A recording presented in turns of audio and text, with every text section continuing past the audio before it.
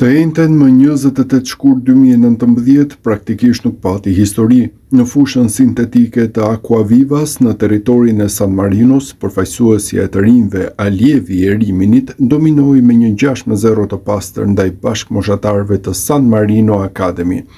Ajo ndeshje miqësore humbur shpejt në anonimitetin e një pasditeje me diell në fund dimri që po I linte vend pranverës, sot përfaqëson një copë historie në albumin familjar të binjakëve Shpendi, një histori që të shtunën pasdite do të zëvendësohet përfundimisht nga shumë më prestigjozja dhe shumë pritura Cesena Empoli, kur Christian dhe Steven do të përballen për herë të parë si kundërshtar në një ndeshje profesionale 2509 ditë pas të vetmit precedent që I kishte vënë përballë njëri tjetrit për një lojë të çuditshme të fatit.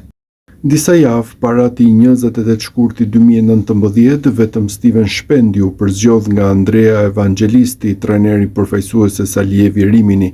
Në listë do të duhej të ishte natyrshëm edhe Christian, pra shoku I pandar I repartit ofensiv të San Marino Academy e drejtuar nga Filippo Mazzolini, por sulmuesi aktual I Cesenës nuk u grumbullua për shkak të një problemi fizik që e detyroi të qëndronte disa javë pushim. Megjithatë, Christian arriti të rikuperohej në kohë për të sfiduar Stevenin dhe për të bërë histori, edhe pse nuk mund të vishte më fanellën e përfaqësueses. Numri 9 aktual Bardezi zbriti në fushë me fanellën e Academy, siç dokumentohet nga shërbimi I realizuar nga San Marino RTV dhe u përball për herë të parë si kundërshtar me binjakun e tij.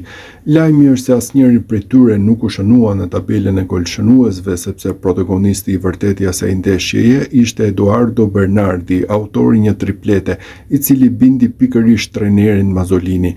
Ky I fundit më pas të Cesena nuk rekomandoi vetëm dy binjakët, por edhe mesfushorin e Pietrakutras, përveç Thomas Leprit. Të shtunën pasdite, pas gati 7 vitesh, do të jetë një histori krejt tjetër që Christian dhe Steven do të përpiqen të shkruajnë përpara një mysafiri të veçantë, babait të tyre, Limanit, për një tjetër lojë të pabesueshme të fatit, por këtë herë dhurat. Pikërisht nesër përfundon dënimi I babait Liman Shpendi, I cili 2 vite më parë kishte marrë 3 vite dënim, më pas të reduktuara në 2, për agresionin në fushë ndaj Filippo Rinaldit, portierit të Olbias, në fund të ndeshjes së kampionatit që më 7 janar 2024 hapi vitin kalendarik të Cesenës në Manuzzi.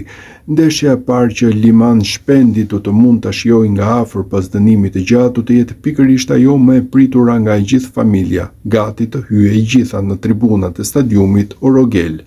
Dhurata e kalendarit është vërtet e pabesueshme dhe emocionuese, tregon babai I binjakëve.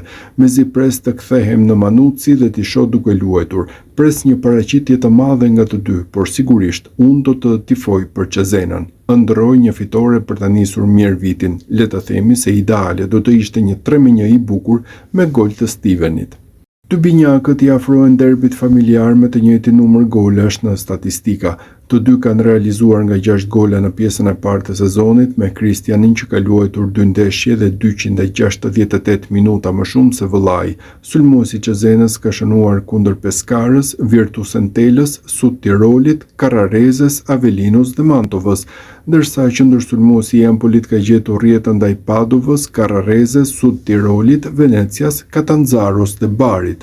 Përtej statistikave janë dhe precedentet të një viti më parë kur derbi familjar gjithmonë u prish në momentin më të bukur. Në ndeshjen e parë Steveni nuk ishte ende I regjistruar nga Carrarese, por ishte gjithsesi në tribun për të ndjekur fitoren e Cesenës me gol të Christianit. Në kthim, ndërkohë Christiani nuk ishte rikuperuar ende nga dëmtimi në kyçin e këmbës, por ishte gjithashtu në tribun për të parë fitoren e Carrareses me gol të Stevenit. Të shtunën do të jenë të dy në fushën e Manuzzit, ndërsa në tribun do të jetë babai Liman.